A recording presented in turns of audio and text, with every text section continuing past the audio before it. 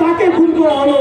সংগ্রামী বন্ধুগণ, তাহলে ওই যে প্রিয়ম চক্রবর্তী, সে তো ঘুমন্ত ছিল, সেই ঘুমন্ত প্রিয়ম চক্রবর্তীকে কেন খুন করা হলো আমরা একটি প্রশ্ন রাখতে চাই। কারণ প্রিয়ম চক্রবর্তী তো এই খুনের ঘটনা দেখেনি। এবং আপনারা জানেন যে পুলিশ কমিশনারের তরফ থেকে বলা হয়েছে যে এই যে প্রার্থী চক্রবর্তী, সেই প্রার্থী চক্রবর্তীর মৃত্যু নিশ্চিত করার জন্য প্রথমে নাকি তাকে গলায় গামছা বেচানো হয়েছিল, পরবর্তীতে মুখে রশি বেচানো হয়েছিল এবং তার নাকি দাঁতের জল এবং চোখ নাকি ঠিকরে বের হয়ে আসছিল। কিন্তু ফরেন্সিক কর্মকর্তার যে বক্তব্য, ফরেন্সিক যে রিপোর্ট, সেই রিপোর্টের সাথে কিন্তু এই যে বক্তব্য, সেই বক্তব্য কিন্তু নেবে না। সংগ্রামী বন্ধুগণ, এবং আপনারা জানেন এই যে প্রীতিলতা চক্রবর্তী এবং প্রার্থী চক্রবর্তী, তাদের দুজনকে কিন্তু আমরা যতটুকু জেনেছি যে বিভৎস অবস্থায় ওই যে ছাদের সিঁড়ি, সেই ছাদের সিঁড়িতে পাওয়া গেছে। তারা আদৌ তারা ধর্ষিত হয়েছে কিনা এবং তাদের প্রত্যেকের মুখমণ্ডল বিকৃত ছিল।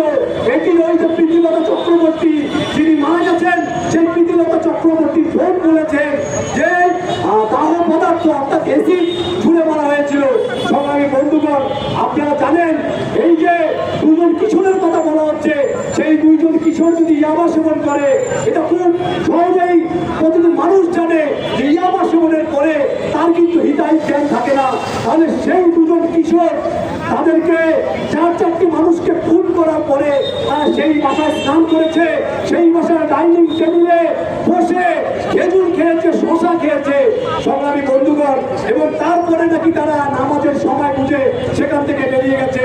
আমরা প্রশ্ন রাখতে চাই, আপনারা শুনেছেন যে তারা মোবাইলের ডিভাইস নষ্ট করার জন্য তারা পানিতে ডিটারজেন্ট পাউডার মিশিয়ে দুটি মোবাইল তারা সেখানে ভিজিয়ে দিয়েছে।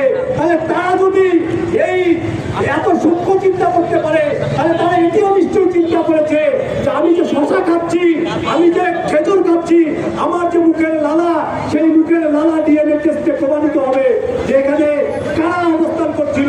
সংগ্রামী বন্ধুগণ, আজকে আমাদের কাছে অনেকগুলো ঘটনা প্রশ্নের জন্ম দিয়েছে যে পুলিশের তরফ থেকে বলা হচ্ছে যে তারা নাকি এই ঘটনাটি ভিন্ন খাতে প্রমাণিত করার জন্য ডাকাতির নাটক সাজিয়েছিল। আপনারা জানেন যে তাই এই যে দুজনকে গ্রেপ্তার করা হয়েছে, তার মধ্যে একজন স্বর্ণকার ছিল, সে নাকি একটি গহনা পরীক্ষা করে দেখেছিল যে আদৌ আসলে সেটি সোনা কিনা। তাহলে পুরো